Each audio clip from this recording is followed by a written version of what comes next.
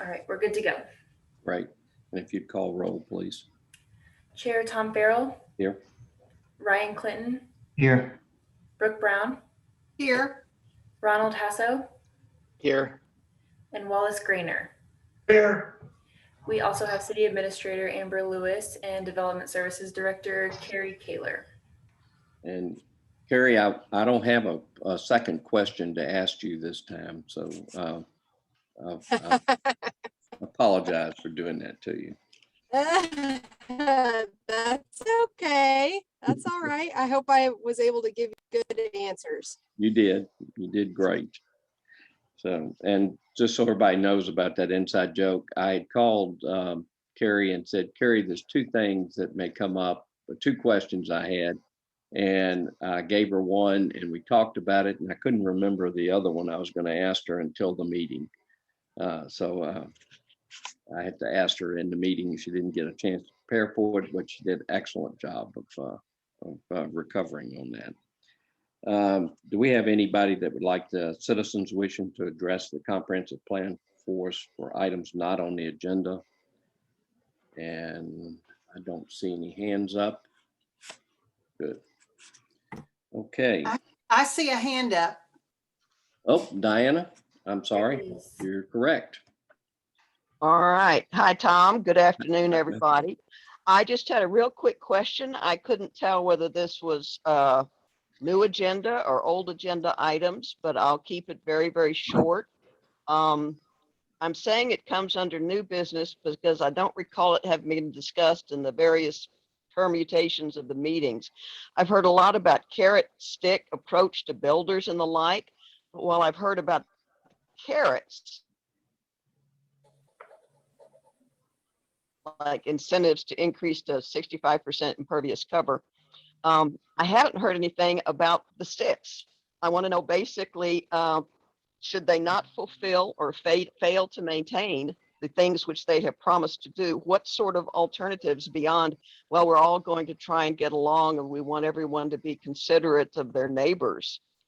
Because it's the same sort of thing as when you change the variance requirements from where they were to, well, we grant so many variance requirements, let's just start that off as the new location.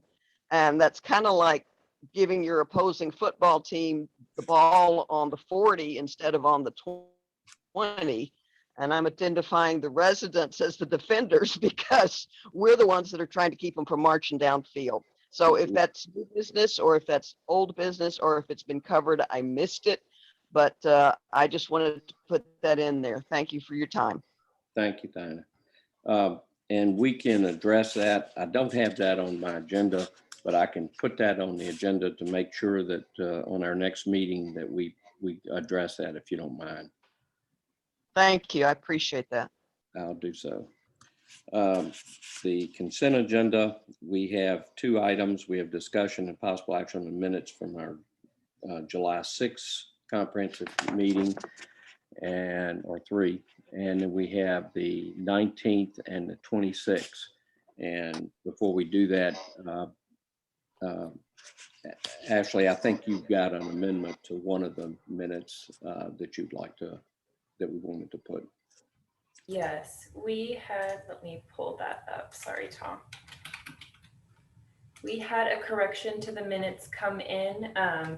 So stating for the record, and I'll go ahead and include this in these minutes, for the June 28th, 2021 Joint Strike Force meeting, the public comment section was inaccurate. The historical materials were provided by Bettina Butcher. Elizabeth Day sent the materials to the strike force and expressed concerns about security and lighting in any potential development. So I'll go ahead and include that in this section in the minutes. Good, thank you. With that said, do we have a motion to accept these minutes with the amendment that we made? I shall move as amended. Okay, and we have a second. Tom, I have a correction to the July or a proposed edit to the July 26 minutes. Okay. Good time to do it. We have a motion second and discussion, and that would be your, what would you like to edit on that, Brooke? The July 26 minutes refer in several places simply a document submitted by Brooke Brown. And I think it would be better to either to say something like design criteria, including front setback and related incentives, impervious cover criteria, design and landscaping criteria as proposed by Brooke Brown. And then that document was adopted as edited. So we may want to attach that so that we have a reflection of what was adopted. But I can send those corrections to Ashley if you'd like for me to do it that way. But I think that's the same one we've adopted the last time, did we not, Brooke? Well, the minutes that's what I'm saying. I think the minutes need to have that document as an attachment. Okay, yeah, I don't have any problem with that. They adopt Brooke Brown's document and there's nothing that shows what that was. Oh, okay, yeah, that makes sense. Okay. Wally, would you accept that as a friendly amendment? Accept it as a friendly amendment. And we have that. So given that, with those two corrections, we have a motion and a second on that. All those in favor, just keep your hands down, and anybody that's opposed, please raise your hand. And I don't see any, so I think those minutes are adopted. Ashley, with I'm those. sorry, who was the second on that? I missed. Brooke. Brooke, okay, great, thank you. Okay, item number 5 is discussion and possible action to review and approve elements of the comprehensive plan. And we've got several documents that we received, and I apologize, they didn't, there's a little technical issue. We just got them today, and what I'm going to do is just go over these. I'll go over the one that was done by our comprehensive plan introduction first, that was Bowie and Company, and see if we have any edits on that. But I will tell you, if you have any, after you get time to study this a little bit further, we'll come back and make corrections on it. This is just a first look at these. And so no one's had a chance to really study them very long. So we'll kind of just go over them briefly. And if we have any corrections, if you'll send those to, or amendments to, or edits to Ashley, she'll get those out and we'll take those up on our next meeting also. Okay. So the introduction I thought was fairly simple. I didn't see, I would have probably changed a few of the, where we had the 4 guiding principles. I probably would put the quality of life as number 1, because I think that is based on everything that we have heard and seen from, as well as our survey. I think the quality of life of our Rollingwood residents is probably number 1, is what we're shooting for as a guiding principle. So that's a kind of a minor thing, but if I'm reading a list, I always go by what's most important to me on the first. So I would like to put that as just that little change, where we put that. I would put I'm not trying to diminish that, but the environmental stewardship probably would be my 4th item. I would probably move that to the very bottom and put the other, I would do it as quality of life, good governance, financial sustainability, and environmental stewardship. And it doesn't have to be limited to 4. If we have any other guiding principles we'd like to put in there, we certainly can do so. Or shorten the list for that matter. But I think these were good items to put in there. But if we wanted to put some others in there, we certainly could do so. So any comments on that? And if not, I'm going to go ahead and just make that small correction on that from it. Just, I know that's a kind of a picky thing, but it means something to me on how I read things. But I thought the quality of life of our citizens was number one on item of what we were trying to do. So, any comments on that? Tom, Brooke, Yes, ma'am. is to say, I think this is a good introduction, and the 4 items match closely with the vision mission statement that we've adopted. So I'm happy with it. Good. Thank you, Brooke. I agree with your ordering. Yeah, I just, that's kind of it's a small thing, but it kind of just, I'd like for that to be our first guiding principle that we do on that. Any other comments? This is Sean. My video is a little bit messed up tonight, so I'm just going voice, but one of the original introduction chapters that we had sent you guys, there was also information in there about the purpose of a comprehensive plan and some aspects of that, which typically you might see in an introduction. I don't know if that's something you guys want to consider bringing back into this portion of the comprehensive plan or not. Let me grab that real quick. Check that out. And it's really, if you kind of think of it as a document that not only that the public sector is going to use, but also just the general public. So sometimes you see things in there of how the comprehensive plan can be used and that sort of thing. Again, something for you to consider. Okay. Is this in one of the documents that we got today? No, we got this last week. This is one that Sean had started a draft. And this did go out to everybody, did it not, Ashley? So the introduction we're looking at right now was looked at by Bowie, and that doesn't include any of that information. Sean, are you referencing an older version of the introduction chapter? That's correct. Yeah. Okay. No, those have not been sent out. Well, this would have been one we received a while back. All right. Let's, if you would, send those out. Pardon me. I brought my pencil. If you would send those out so everybody can see that and we'd know what Sean's talking about on that. Because I think that would be, I don't object to that, Sean, just the purpose of it. But we can, we'll kind of just, until everybody gets a copy of that, I would prefer not to. Are you here?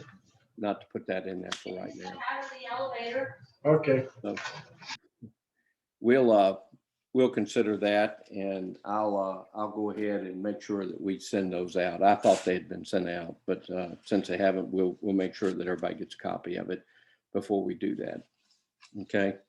Other than that, so we'll leave this just as is for right now, and we'll look at the additions for the purpose of the plan that has been drafted, or we'll look at we'll probably, just to keep a uniformity of our author on this, we'll probably have make sure Patty is able to include that or look at that, but we'll go through that. Okay. Sean, since we've sort of got you, at least verbally, we'll let you take up the next parts of that, which are our community profile draft.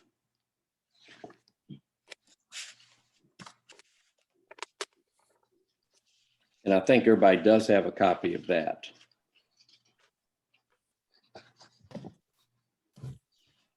Did you want me to go through that, Tom, or did you want me to just kind of listen to what sort of feedback we have for that? If you'd like, you can just kind of go through the key points, and we'll make sure everybody, if there's any questions that come up, again, people did not, our strike force didn't get this till today. So we will,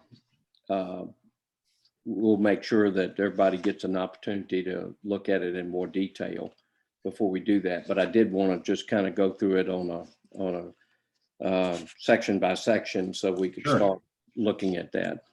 Sure. You know, I mean, the community profile basically talks about, as you typically see in a comprehensive plan, sort of the demographic and sometimes economic makeup of the city. Sometimes compares, and in this case, we did some comparison with Westlake and Lakeway. Those were cities the city helped us identify to kind of compare you all to early on. The last meeting, I think there was some discussion, someone mentioned taking the mention of median household income out, which we did. But otherwise, it's just a summary of you know, the percent of each of your age groups, et cetera. And I'm happy to answer any questions you have with any of it. Well, let me do this from a standpoint of, let me just go through this by section, and maybe that'll help me keep up with what we're doing. Location and geographical context, I think, is fairly simple. I didn't see anything in there that stood out to me that I would change on that. That's fairly just boilerplate stuff that we would have. The population growth that we have, I guess I was surprised a little bit by that our population grew by 11%. But I'm imagining that is probably mostly kids that we got, since we're getting a younger group moving into Rollingwood. And I assume that's correct. If you could, I don't know if you could tell from the numbers whether that was true or not, Sean, but I think it is. Yeah, if you look at the next page, the resident age cohort Right. for 2000 to 2018, it shows the percent kind of breakdown of each of those age cohorts. So the younger demographic isn't increasing as much, at least over the last 8 years, as the older demographic. Actually, the 60 to 74 took up a much larger percent of the overall demographic in the last over the last centennial. Excuse me, yeah, the last centennial. Okay, so the group that has actually declined has been the 45 to 59, which I was somewhat surprised by, but some of the numbers in here I looked at and I was kind of surprised at some of it that came in on that. I really would have thought that our largest demographic, if you'd asked me, I would have told you our largest demographic group has been growth has been in children, but it's not what the data shows. So I guess it's what it is, what it is. Yeah. Tom, if you look at the blue bar, it has, that age group has increased since 2014. Yes. Yes. That's right. I just look at my street and I go, you know, we have one bus now on our street that gets filled up with kids. And it used to be that our kids were the only ones on the street. So, you know, I was just using my own personal deal about that. So that may not be true citywide, but it's certainly true on Park Hills Drive. I can tell you that. So any other comments on the age and the resident age cohorts that we have on that? Any questions of Sean?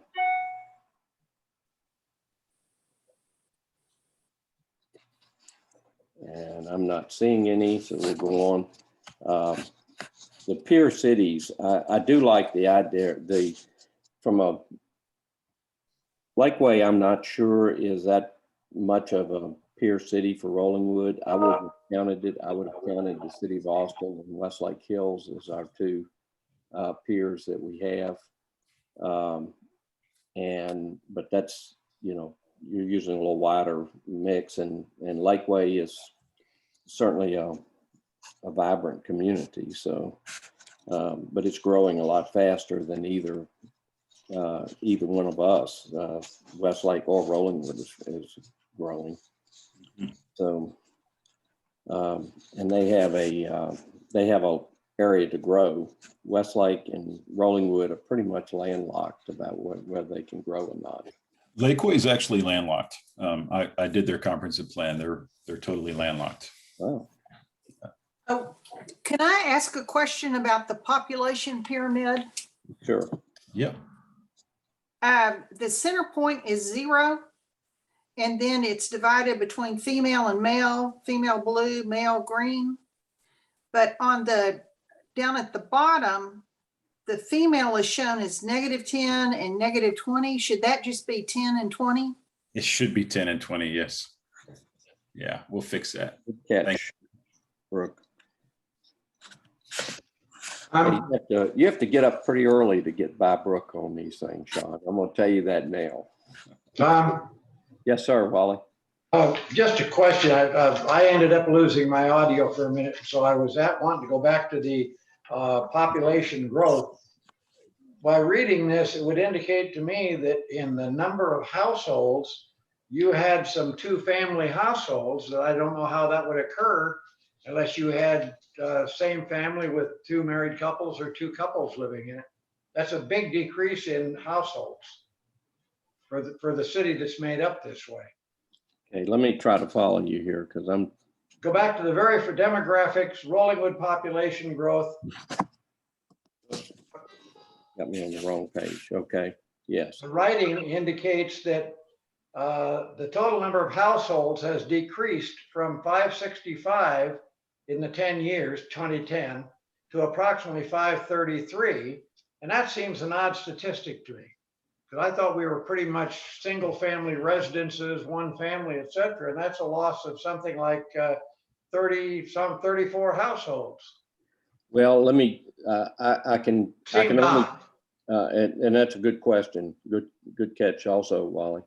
Wally, I can tell you this, on Park Hills Drive, there are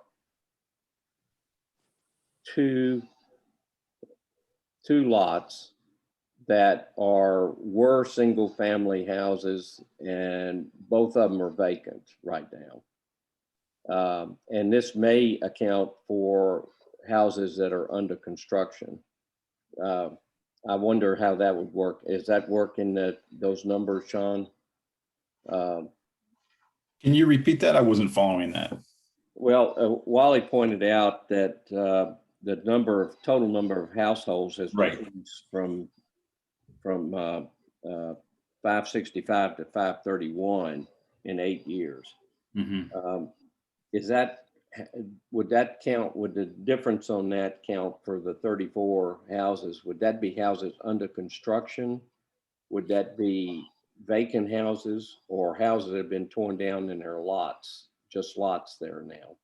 It could be a lot of different things. It's all based on census data and the number of households counted.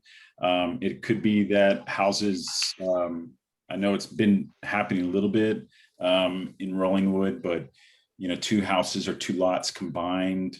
There's a lot of different factors for that. It's not data we're making up though, or anything like that, just to be clear. Came straight from the This is the census. data Bureau. source. I'm sorry, Brooke, what'd you say? What is the data source? I just sent an email to my analyst about that. I'm so sorry that these sources are not on here. I'm pretty sure this is census data, but I'm not 99% positive about that. Wouldn't have been a 2018 census. No. I Then know. a follow-up question, is whether or not we're going to update these from 2018 to 2020. Let me talk to the city about that. We did this analysis back before the new census was released, so we'll need to redo that. Let me talk to the city about that, and we can update that as they see fit. The data that may have been used, I know this has been a really long time, is the number of households that are serviced with a garbage collection. And it may not reflect those homes that are under construction and where they're not receiving regular trash service. But I would say on our monthly bill, we pay about 510 homes for trash. So it doesn't seem to be too far off. The only change that I see that makes a difference to me is if we have incorporated 2 lots into one, I would like that data to make sure that is accurately reflected in these numbers. But if a house is under construction or vacant, it's still a single family house. And I think those should be included in that data without, or under construction, or, you know, whether it's sold or not at the time, because we've always have some under on the market. So I would, the number that would make a difference to me is if we have decreased the number of home sites we have available in the city. And we would know that probably, maybe not so much from garbage pickup, but we would certainly know it from our utility connections. Right. We could get that information as well.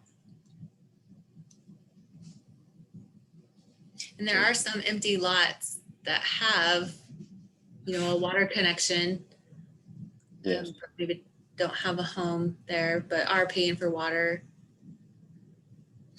Well, even if they have turned off their water, we know how many platted lots there are in Rollingwood. And that's a data that I think is more pertinent to what I would like to see than the current status of it, whether it be a vacant lot or a deal. But if we have incorporated 2 lots into one, that would make a difference. I don't believe there's that many that have done that. There's probably been just a handful that have done that. I would agree with you, Tom. And I think many of them, if they own multiple lots, they like to preserve the multiple lot status so they can build larger accessory buildings that fit the size of the minimum size of a residential home. But I agree. I think the number of platted lots is the number to use. Yeah. Sean, I think that's more of I think that would be a better indication of where we are. Now, I also want to make sure. If I might, so this typically households is based on a census number. It's how many households there are. It doesn't relate to lots. The lot discussion, you may want to, again, it's just a suggestion. You may want to address under the current land use chapter, which is the next chapter we're discussing also. Could be in both places. Just bringing that up. I think that on this case, there's 2 things that I want to make sure of. I want to make sure that we included all the available lots, and we can put that as a note on this page, as just make sure we do that. And also I want to make sure that the 24 houses that are on the south side of BK's Road are included in this number. Sometimes they get forgotten a little bit. It's the Tremont PUD that we have. It's 24 houses. And I think it's actually 22 and 1 vacant or 2 vacant lots that they have over there. So those are the 2 things that I think that would mean mostly to me. All right. When you have a decrease in the number of households, you have to explain it, especially if this goes to our bond people. They're going to want to look at this from a standpoint of, I mean, it'd be a red flag if I were a bond underwriter and I looked at this and I said, well, you know, the city is getting smaller, and I think it would be better for us to explain why there's a decrease on that, and be it houses under construction, lots being configured 2 to 1, or something else. But I do want to absolutely make sure we include our Tremont development in there. Okay.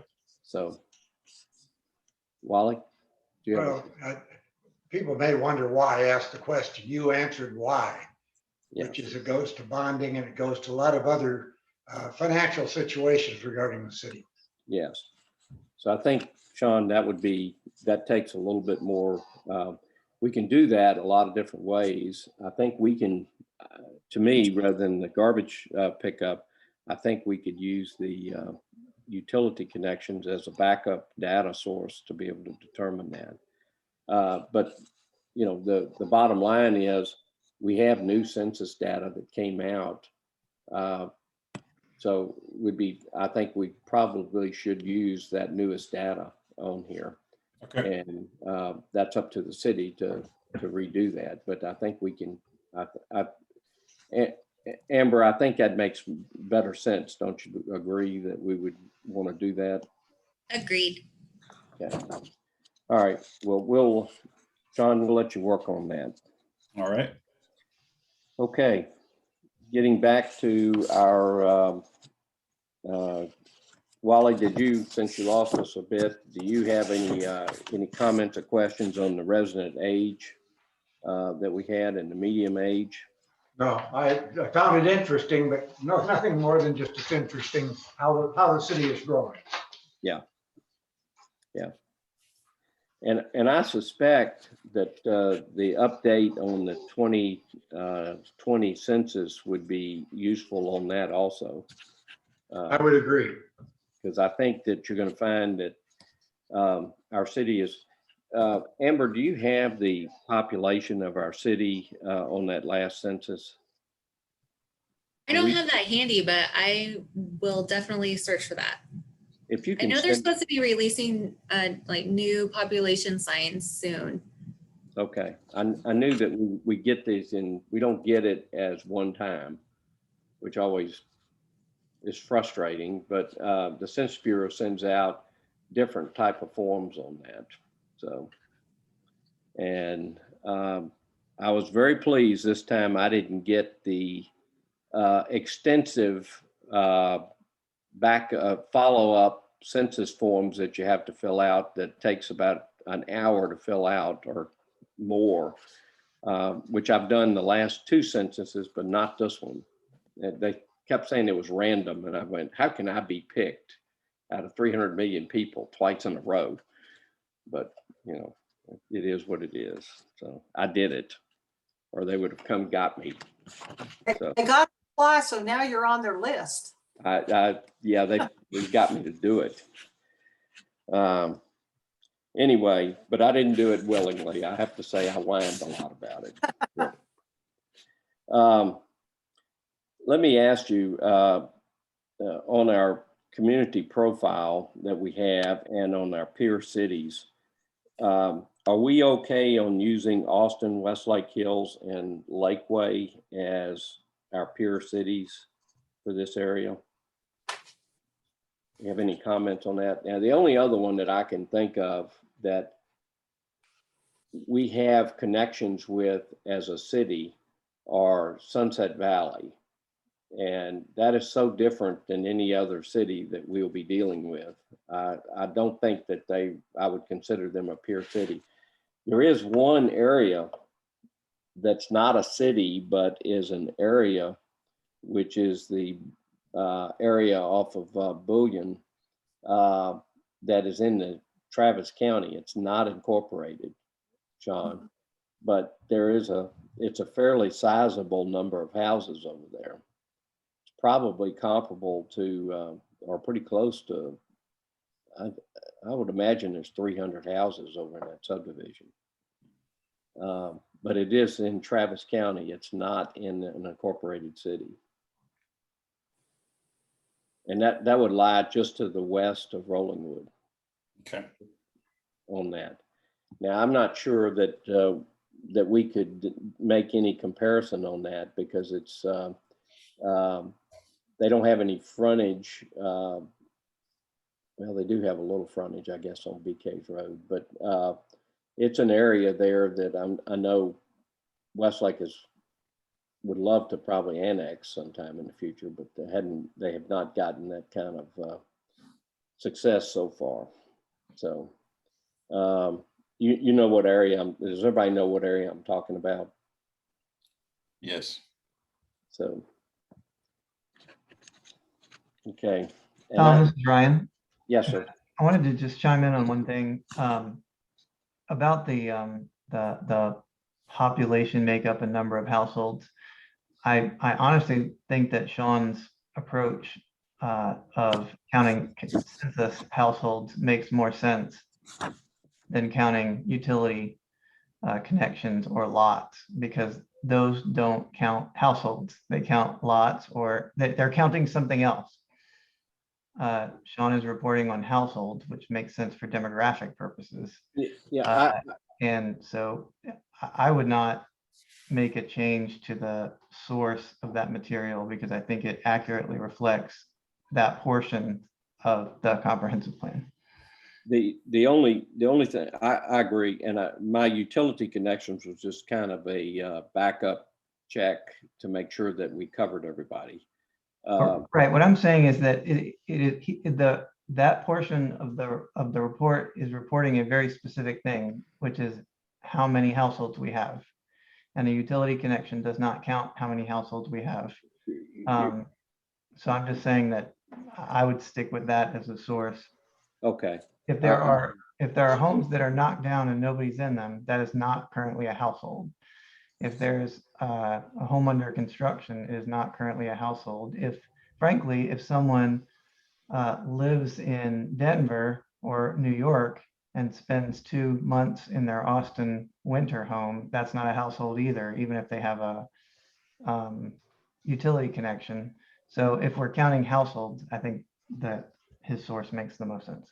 And I understand that. And I think I agree with you.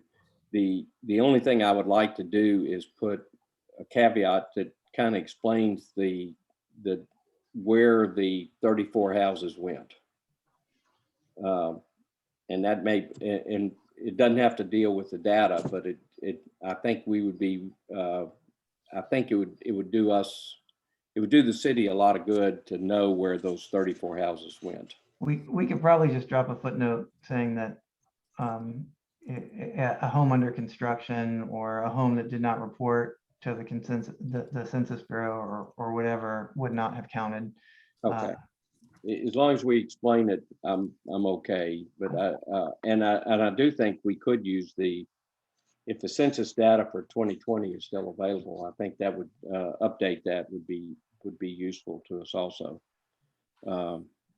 And we'll know that. I think, Amber, you probably have those numbers available to you anyway, don't you? The number of households we have in Rollingwood that reported by the 2020 census. Yeah, let me search for that. I haven't seen the 2020 information, but I know it's on the brink of being released. So let me just do some research. All right. Very good. Good point, Ryan. I agree with you. I was just using the utility connections to kind of figure out where our 34 houses went. So, okay. Sean, I'm gonna let you continue. Well, let me go back to this. Are we good on Westlake Hills, Austin, and Lakeway as our peer cities? This is Ryan, fine by me. Okay, good. Okay, Sean, I'll let you continue. If you can just pick up, we'll pick up the peer city data comparison, if you don't mind. Yeah, sure. So the peer city data, if you're looking at, or if you're just listening, we compare Rollingwood and those other cities on, first of all, on the table, just on population percent increase in median home value. And then the chart below just charts median home value comparisons. And then the next chart just cites peer city population growth comparisons by 2010, 2014, and 2018. And then just that last, actually, I'm looking at this, that more than a city section. Originally, we had this in a PDF and we pulled out the median income information and kind of put it into a Word document. But this section that says more than a city and has Rollingwood rankings, I think that was actually in a text box off to the side. And then below that, you have the median home value comparisons with Rolling Wood, the Austin MSA in the United States. And then at the last section just talks about the community branding initiative. Well, let me go back to the Pierce City population growth, because the orange bar kind of threw me.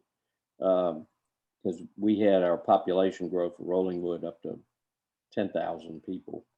And I was, that kind of threw me a little bit when it came into that. I think Westlake Hills is also that bar, the orange bar. I didn't understand that the orange portion of that bar. This is the Pierce City population growth comparison. Oh, yeah. So the legend, Tom, is green is Rolling Wood, blue is Westlake, and orange is Lakeway. Okay. All right. We can make that a little bit clearer. Yeah, I didn't see the legend. I guess that's what threw me on that. Okay. One thing on that, I just noticed Austin wasn't included in that chart. Yeah, we took them out because the population size just really skews the whole chart. Yeah, Yeah. that makes sense. Okay. All right. Would it make sense to do it by percentage? I think First, we could, yeah, we could do that. You know, we have the table above that has the population percent increase, but we can create a chart that lists that if you'd like. well, and it's, the percentage is over in the right-hand column. Okay. It's just not reflected in the bars, or, you know, it's, I'm not sure whether the absolute number or the percentage is more important information. Oh, I see, Brooke. I'm sorry. I was referring to the table above that did have the Austin percent increases in it. Were you suggesting to create a? I'm just trying to clarify. Were you suggesting? I'm looking at the table, Pierce City population growth comparison. Yes. And the bars show absolute numbers. Correct. And in the column on the right-hand side, it's got Rolling Wood 1.4%, Westlake Hills 1%, Lakeway 4.5%. So I'm asking, should the bars, would it be more representative to have the bars reflect the percentage change relative to the peer cities or the absolute number? If you had the percentage change, then I would include Austin because I think that's relevant information. Sean, I'm wondering if we even need that peer cities comparison, because while Lakeway might be landlocked, they might have, you know, lots of open land within their city limits that they could develop. I feel like what's more important to know about Rolling Wood is the value of the property as a comparison versus just population growth, because we're landlocked. We have a few handful of lots that haven't been developed, but that's it. So I don't know that that's giving us information that's helpful. I agree I with don't know you. what I everybody else agree. thinks about that. I agree with you, Amber. I don't, we don't have a way of affecting our population. We're full and landlocked. There's nothing we can do to have more population. Yeah. So is your suggestion to just take out all of the peer city comparison information? Well, I think, Population growth comparison. Okay, just on the population growth comparison? I'm just trying to clarify.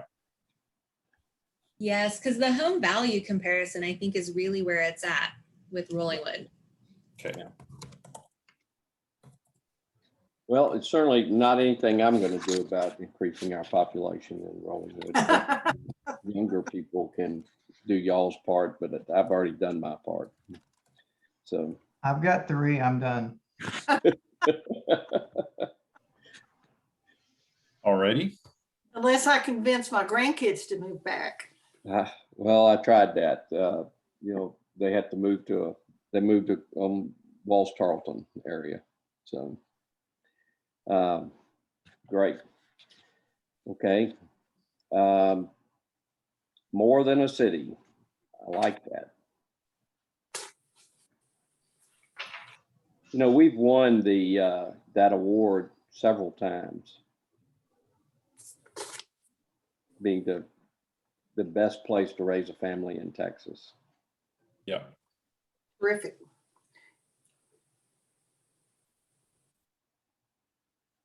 I wanted to ask a question. Will we have a section that also talks about Rollingwood history? You know, some of the other things that are unique and interesting about the city? Or would it be something that would be added in this part of the report? Well, it depends. Frankly, you know, sometimes you see it in the community profile. Sometimes you see it in the introduction, the history part of it. Sometimes you might have like a little text box off to the side, maybe under vision and goals that describes the history. So it's up to you where you think that you want to have that.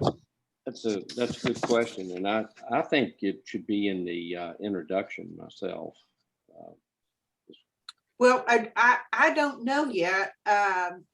You know, I haven't formed an opinion about that, but I think things like the women's club and the contribution of the city of Rollingwood to Wild Basin and some of the things like that that are the 4th of July parade. Some of those things need to be in here that make Rollingwood unique and community oriented. And I just don't know where you'd put that. Well, the reason I was thinking that, Brooke, is Bowie actually did that when they did their branding study. They had a section, if I remember correctly, it's been a couple of years, but if I remember correctly, they had a section that went into the history of Rollingwood and to the various organizations we've done. And I know that, I think they worked with Shanti on that to get that, since she has all that data. Go back and look that up and pull together those pieces and. Yeah, and we can decide where we want to put it, but Okay. I think that's a great idea to put that in there. I like that. Tom, this is Ryan again. Yes, sir. I recall, and Sean, maybe I'm wrong, but I seem to recall that the first time you guys circulated a report that it did have a history section in it. I remember, I think I remember reading it. The thing that I'm glad you say that, because I was just saying to myself, I swear to God that used to be in this section. Where is it? So I'll go back and look through that. I didn't mean to cut you off, Ryan. Go ahead. No worries. I'm glad you did, because that's what I recall too. I do want to mention that that I think there's a slight difference between highlighting some of the really cool things about Rollingwood, the things that Brooke mentioned, and talking about the history of Rollingwood. And I guess I'm a little bit cautious about the history of Rollingwood, because I think there are some things about the history of Rollingwood that are not to be proud of. And I don't know that I would either want them in there, or I definitely wouldn't want to have a history of Rollingwood that was false, that wasn't real, that didn't acknowledge the things that we're not proud of. Yeah. But I'm also not sure I'd want them in there at all. So I guess what I'm saying is that if we're going to put a history of Rollingwood in it, I wouldn't support it being whitewashed. I would want it to be real, and I wouldn't want to pretend that the history was something other than what it was. There are some parts that we're not happy about. Right. And I agree wholeheartedly, Ryan. That's a good point. But it does need to be accurate. There may be I'm just thinking off the top of my head, I think there is a dividing point potentially between true, history, what's happened before, and having in the community profile those community organizations and significant aspects of daily life here in Rollingwood that contribute to our community. So there's, in one sense, the Women's Club and the 4th of July parade and other things that are ongoing current civic activities, it might be appropriate to include those in profile and then also have a history section. I would love that, Brooke. I think that'd be great to have a kind of civic organizations and community a civic profile of all the organizations that contribute. Is that something that one of you might be able to author, and we can incorporate that in? I'll pull together what I can on that. Brooke, I think that Shanti did a list of those at one time for when we had our anniversary. Okay. And I think that was a couple years ago, but I think all of those are still accurate. And it was actually published in the newspaper at one time. But Sean, I going back to your point, the history needs to be accurate. And yes, there are parts of the formation of our city that are something that we need to acknowledge, whether it was, and at the time it might have been standard practice, but it wasn't appropriate. So I agree with you about making sure that it's accurate history, but I think putting in when we were founded and the type of government we have, our charter. In fact, I've always tried to, and that's something else, Sean, that I'd like to do is include the wording of our charter in it, because we have some, we do have some foundation documents there that I'd like to remind everybody of every chance I get. And, one of them is that one of the parts of that says that we will be respectful of one another's views and be respectful in our meetings. I'm paraphrasing that. I can't quote it, but I always like to put that in every document we can find. I have a question. Does Rollingwood have a charter? Yes, Okay, I've seen reference to it, but we do. I haven't found it. 1955. Okay, It had to have a charter to incorporate. Yeah. So it actually, if I remember right, Brooke, they started as a village before they incorporated as a city. Yes. So we've got actually two floating around there somewhere. And Amber and Ashley, if I'll bet you that we have a file on it somewhere there. I'm sure it's dusty and probably over at I don't know where we have it, but I know we have it. And we'll get that information to you, Sean. Okay. So, and it'll be interesting to see. Our history has been. It's an interesting history, is all I can tell you on some parts of it. So, I remember reading about it. the bandits cave. yes, that's just part of it. Uh-huh. So, okay. All righty. I think that's all I had on that. We'll get into the fun part, land use.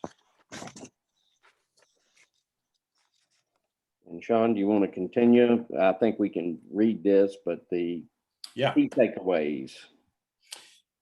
Yeah.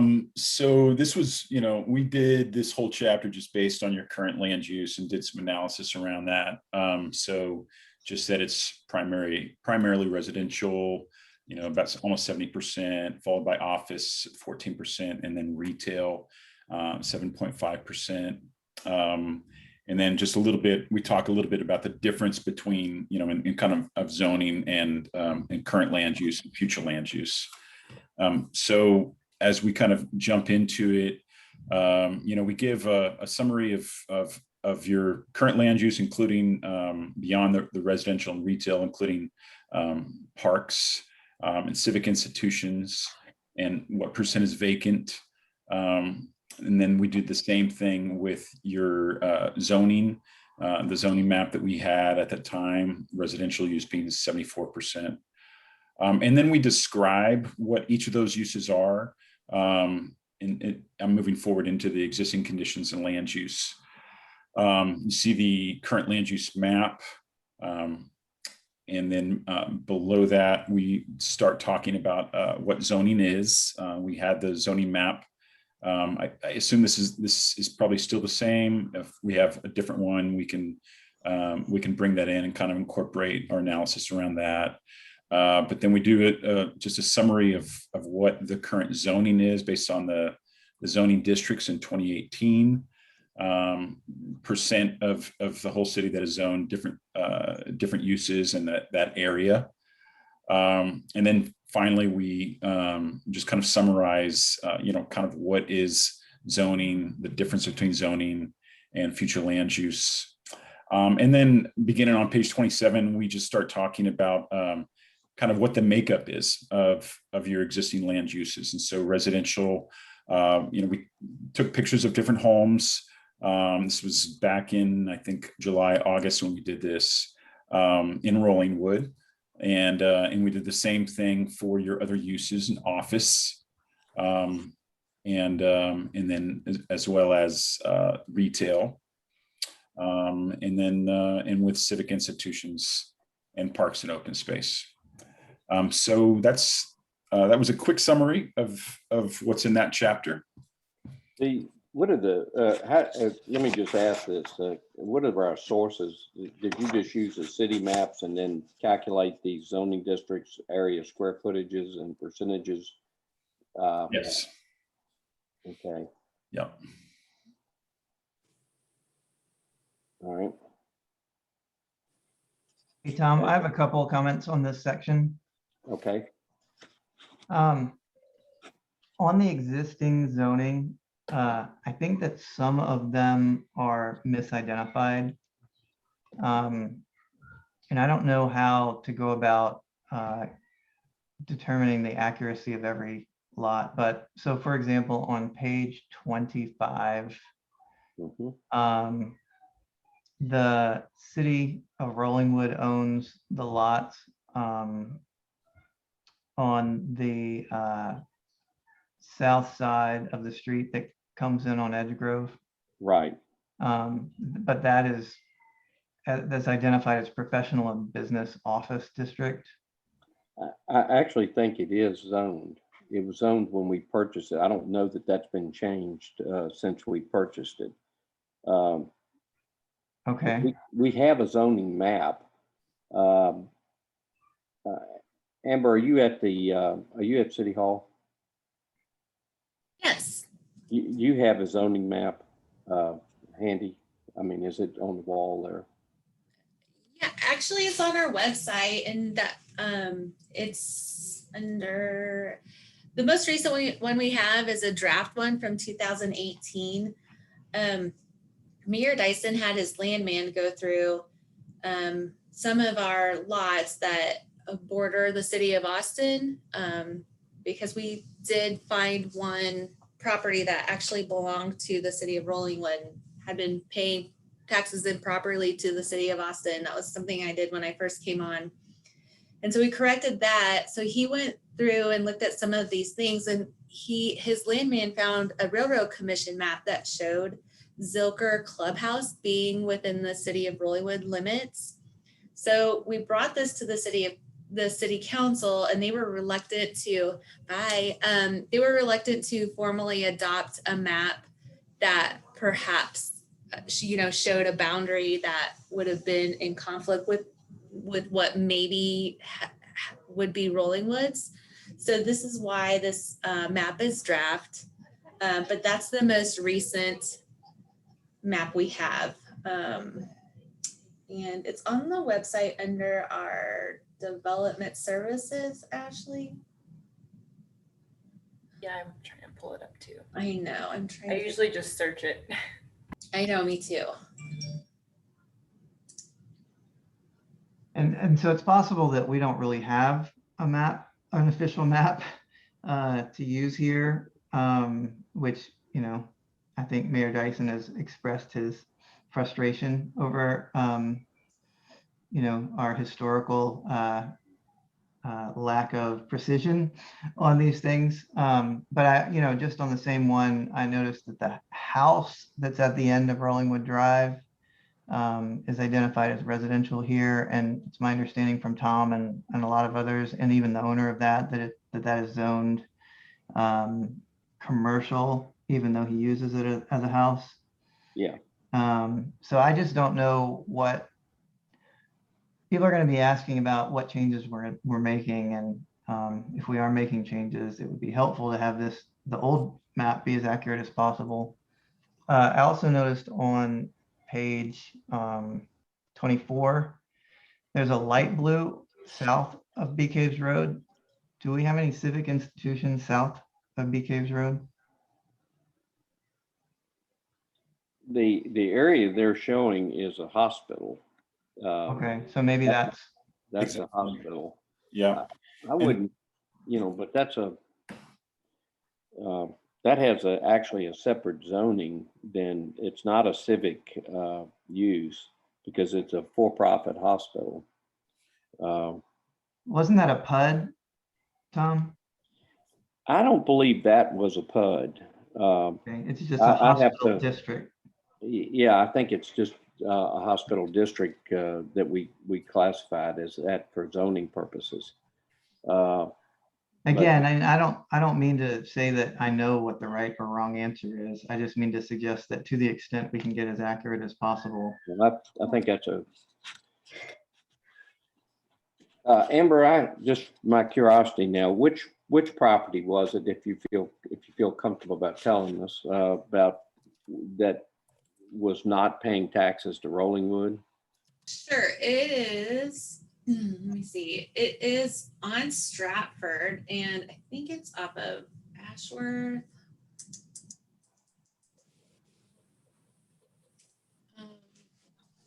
See, Yeah, it is. See that little jog out? yeah, It's got a Stratford address. yeah, and I can point out one other thing that's not correct either. We have another little jog out that goes back behind. I think it's Chris Cove off of Laura Lane. There's a couple of acres that the city of Austin, that's in the city of Rollingwood, there. That jogs out a little bit too. As I look at this, I didn't know about that other one. That's interesting. Are y'all looking at the map on the city webpage? What map are y'all looking at? I'm looking at page 24. The backup material. Yeah, the backup material. The backup, The Current backup material to the agenda. Yeah. okay, I see it. Page 24. Okay, I was on 25. But I don't see Stratford on that map. It backs up to Stratford. It doesn't show, Stratford doesn't show, but The yellow lot, the lot in yellow off of yeah. whatever. Yeah, I didn't.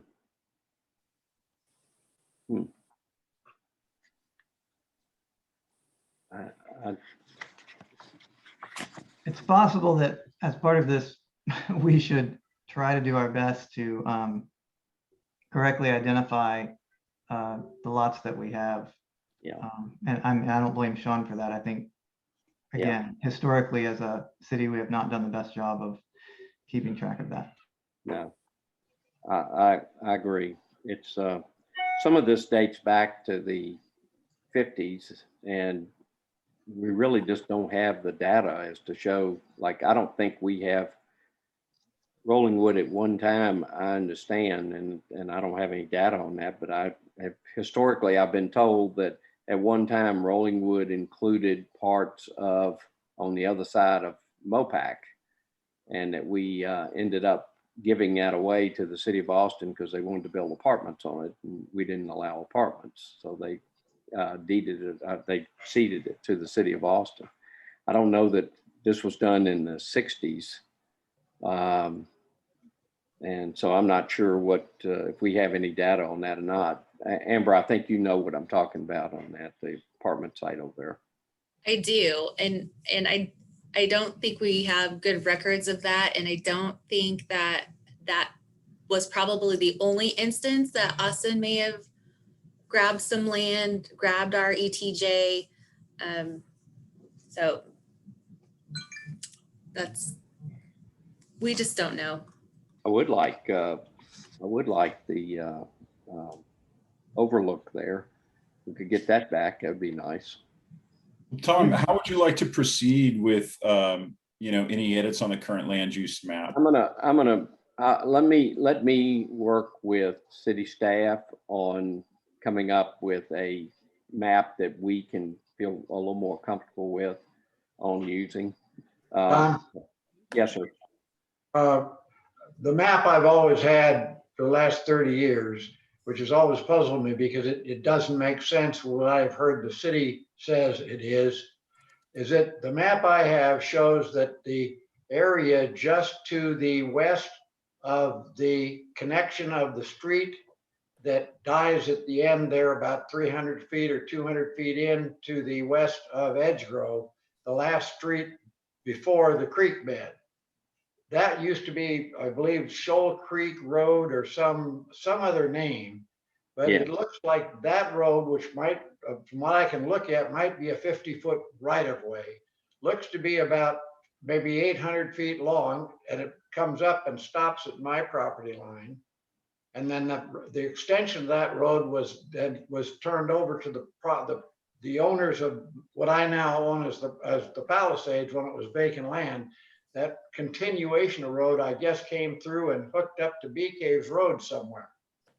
Yeah, Now, I think I just wanted, as long as we're looking for clarifications, I'd just like to know what that is and how many, how wide is it and how long is it? Because I've got a map that shows it goes all the way to my property line in the lake bed or in the water creek bed. it does. And originally, I think they had the road cutting across there without regard to when they first drafted that plat. They didn't count the fact that it was in the middle of the creek. Well, up there. a lot of maps back then got drawn on a flat piece of paper, ignoring elevations also. Yeah. Well, I will just, I think that Ryan, that the best thing I can do on that, let me get with the city and come up with one that we can feel a little more comfortable with making these, trying to make these corrections on that. But I do know there's one, I can see one other little piece of property that I think historically has been shown in the city of Rollingwood that extends out off of Laura Lane. And I think I can show that to be part of Rollingwood also on that. And then I'll check on the zoning. We'll check on the zoning of that piece of property there off of Edgegrove that the city owns. But I bet you we just didn't change the, when we purchased it, I think we just left it as what it was zoned as.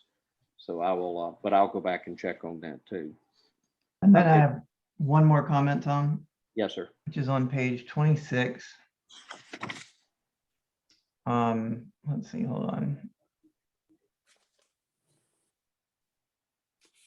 There's a sentence that says, then without a future land use map, the city would not have the authority to make zoning changes. And that is not legally accurate. So I would take that out. Yeah. Which sentence? I'm sorry. If you get halfway down on your, on the zoning regulatory framework on page 26. Page 26, let's see. Second sentence. At the end of it, it says, then without a future land use map, the city would not have the authority to make zoning changes. I don't believe that's true. And it's my understanding from a city council meeting where they asked the city attorney that, the city attorney suggested that was not true. Okay.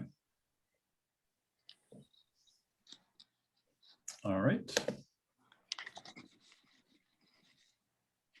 John, do you have Is that your general understanding, or do you have any other information that would make our city attorney wrong?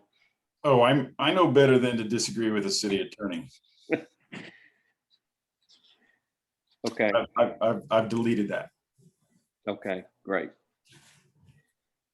All righty. Existing land use conditions residential.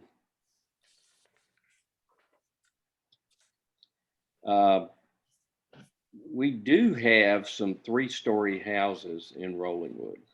Not many, but we do have a few.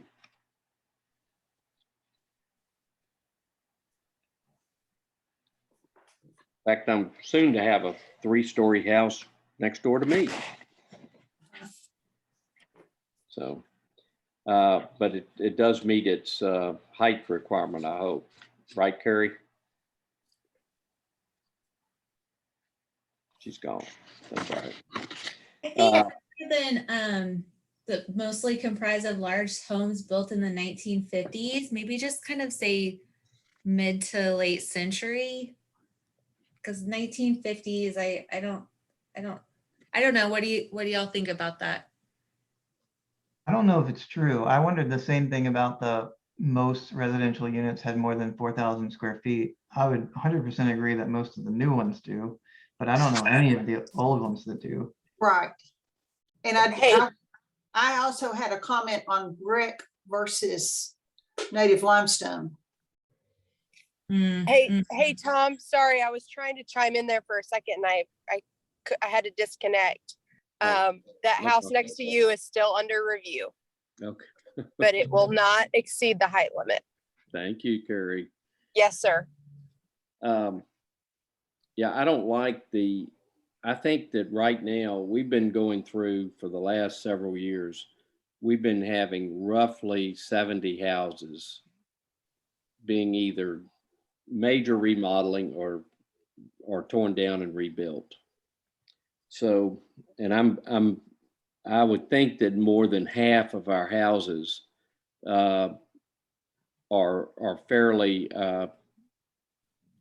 are built within the last 10 years or 20 years at the very least. I would say roughly half of the houses are new or more than 50-80% remodel since 2012. Sean, I think we're going to have to redo this section because I think it's I don't think it's I think we could take out the brick and use masonry because we do have a masonry requirement on our building code. Tom, we're no longer allowed to have masonry requirements per state law. No. Well, we have an ordinance for it, but I guess we don't. Okay. Thank you. I've been taking notes on this. Let me work on just modifying this paragraph. And maybe you could speak to the original homes were, ranch style, made of native limestone. The new homes are incorporating contemporary architectural elements. So you could kind of qualify that a little bit. Okay. All right. Okay. Existing land use conditions office.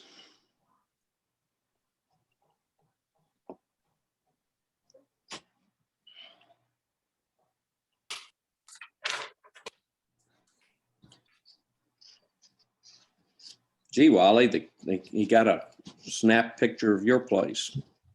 I have not got a copy of that. I couldn't print it for some reason for this meeting, but I would love to have it resent to me because I'm just trying to take notes from what everybody's saying. Okay. Page. All right, this is on page 28, Wally. We're talking about the existing. If I can have a copy sent to me tomorrow, maybe. Okay. I will make sure that happens. Tom, this is Ryan. The only comment I had with respect to the entire remainder of the document is just to make sure that the percentages are accurately reflected or changed if we make changes to, right. If we make any corrections, that those percentages be changed. Yes. Right. If like the current land use map changes and those overall percentages changes, we'll definitely make that change throughout the document. And then on retail, Uh,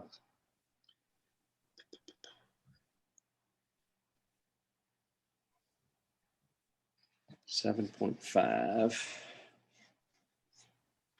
John, is the purpose of this, because these, retail doesn't really match. We have C1 and C2, which, they allow for some retail. Talk us through why, and then you use the word civic institutions. Is there a reason? Are we kind of trying to rethink about the way we're zoning and what we're calling it, or what are you thinking there? No, I mean, those are typical land use categories that you use when just doing a land use analysis, and they're general terms. We didn't get into, we didn't necessarily group it into the same zoning. It might get confusing if you are going to be doing a different zoning category later on. It's really, we tried to match it up a little bit to your zoning, but they're broad and general. Yeah. Okay, gotcha. And I think to be very honest, I think that's probably more in tune with what the intent of the zoning code was on C1 and C2. Yeah. Every zoning code has what ifs that come And in. hospitals, healthcare typically is grouped under a civic in that kind of a current land use analysis, typically. But we can. I would really rather prefer to keep them out of there and have only as a civic the City Hall and the current use of the hospital of the Park Hills Baptist Church. And so then that under office then, or? I would have them as a separate category hospital district, because it is. That's the way we carry it on the city books as a hospital district. That's what the current is too. Yeah. Tom, Yes, sir. you were talking about the C1, C2. If you're going to encourage any kind of development, there's a good chance that C1, C2, as you're defining, probably is not going to work. That there's going to be a zoning change procedure involved, because I think you're going to have to see someone build enough square footage to put a store or retail in and put offices above. And that makes a conflict. You got a C1/T2 on the same site. You don't provide any sense for it. Yeah. I think we recognize that we're going to have to make some upgrades to what we're doing on that. I've never understood the difference between office and retail, because it always seemed to me that they're not incompatible uses side by side. The difference, Wally, comes about on parking requirements and some health and safety issues with regard to fire flow and that sort of thing. It does there are some changes that you have to make on that when you're building it or when you're permitting it to come in. I like to, if you want to encourage a builder. Yeah, The zoning is most simple if he doesn't have to look at the first thing. He's got to apply for a zoning change. And if you do that in the city of Austin, you're looking at a year to a year and a half, if not more. I mean, it's a stumbling block that I don't see as necessary here, because in the discussions I'm hearing, a combination of one-story retail and a story above it of offices seem to be very acceptable to everybody on this committee. And I'd like to see something that was written so you got enough problems with a builder coming in, small lots, a density, a impervious zone deal, water restrictions on impoundment. It goes on, and we're dealing in most cases on the north side with small lots. Those stores that started Edgegrove. I would be interested in knowing if that owner came in and said, I'm going to tear everything down and start from scratch, new foundation and everything. I'd be interested to know if he could even build back what he has when you get all the restrictions in it. And I mean, if you're coming up with something that's that restrictive, you're basically saying we love what we got and we hope they don't burn down. Yeah. No, I think I think what's going to happen, Wally, is that we're going to give these recommendations to first P and Z and then the city. City P and Z would take up any zoning changes that would necessarily require to get to what we've outlined as the desires of the city to get to. So hopefully that will resolve that. I think I would not like to see our zoning code become quite what the city of Austin is. Since I tried to read it and compare it to ours, and it's just not, I couldn't do it. I'll just tell you, and I'm not sure. I probably could have hired Armbruster and Brown to do it, but it would probably cost me more than I would be willing to spend to do it. So, anyway, that's kind of where, but I think getting back to this particular deal, I think we'd be better off putting the hospital district as a separate deal on that, Sean. I'd feel more comfortable with that because we've never considered that a civic institution from our city standpoint. Okay. For everybody that needs to know, I reached out several months ago to the Park Hills Baptist Church, and the pastor is on a sabbatical. He's due back, I believe, next week. And I'm going to be, I want to just meet with him. Anybody that wants to meet with him, if they want to meet with us, I'll be glad to. I just want to let them know what we're doing and make sure they understand that we're not asking them to move or do anything else. They've been an integral part of our city forever here. And I felt uncomfortable about doing too much with that site until I talked to them on that. So, and the assistant pastors didn't feel comfortable doing it without the main pastor there. So he'll be back, and when he gets back, hopefully he may be back this week. I know they said 1st of August, so I'll reach out to him again, see if I can reach and sit down with him. And once I do, I'll notify our task force, and anybody wants to attend that meeting is welcome to do so. So the existing parks, land use, our parks and open space. Sean, we do have an additional little park that's here. We have, I think it's 2 acres down off of Delana Lane that we would be wise to include in this analysis on that as a parkland. So Okay. we'll get you that information on that also, so we can make that adjustment on that.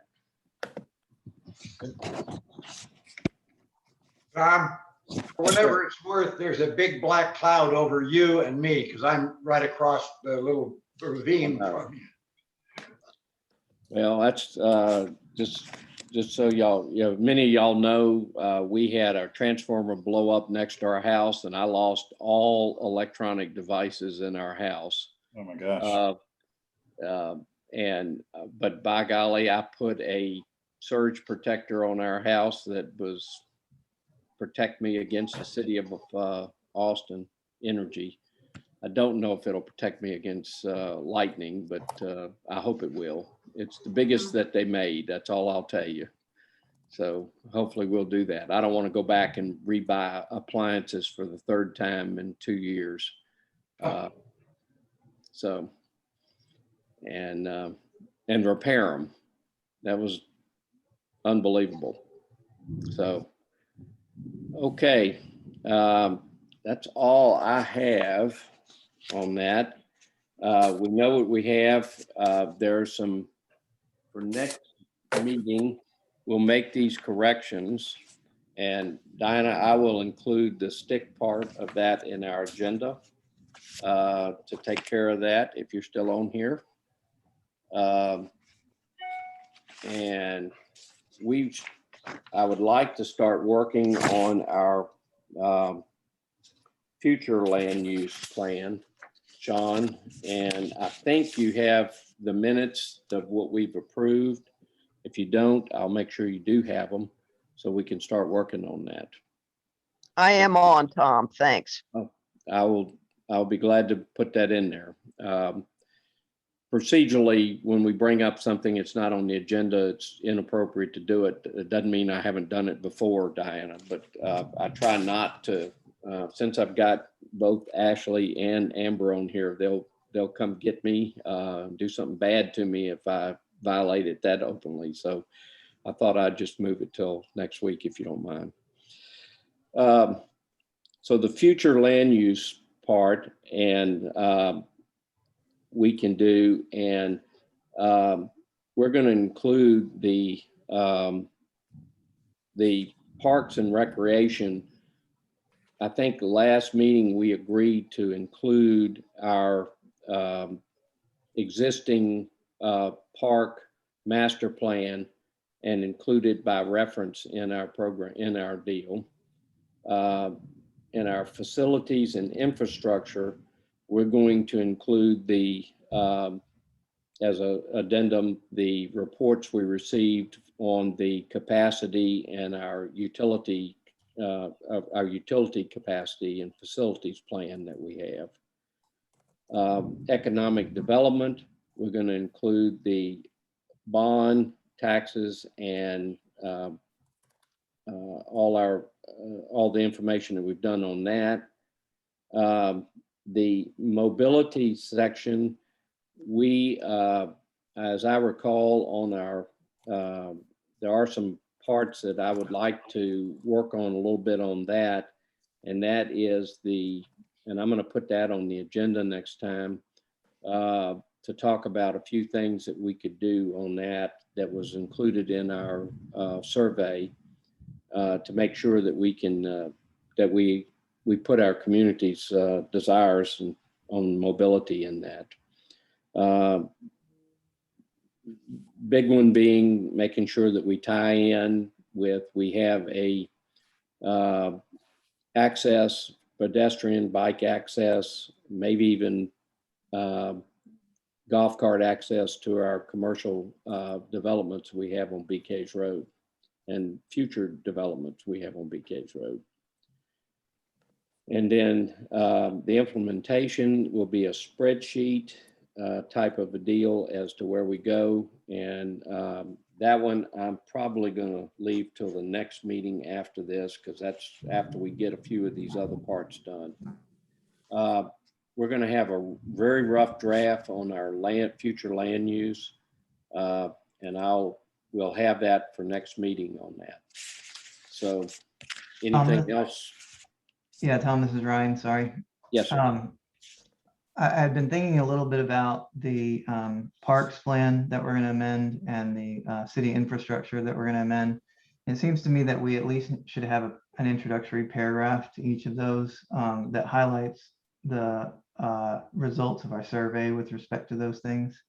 Okay, we can do that. That's a good thought. Otherwise, nobody would ever read it. So, but we'll refer to the master plan and to the other parts of that as we, in that introductory paragraph, just tell them where it's at so they can look at that. Okay. Well, if everybody's agreeable, we will have another meeting next Monday and kind of continue this process before the lightning hits me again. So any other, do we have any other citizens that would like to address us on any item that's on the agenda or not on the agenda? And don't see any hands this time, so we're good. So do we have a motion to adjourn? To adjourn. Thank you, Wally. Do we have a second? I'll second. We have a second. And again, I will ask you to keep your hand down if you agree, and I don't see any hands up. So we are adjourned. Thank y'all for y'all's time and effort on this. It was excellent. Thank y'all very much. Thanks, everyone. Have a Thank you. good night. Good night, everybody. Good night.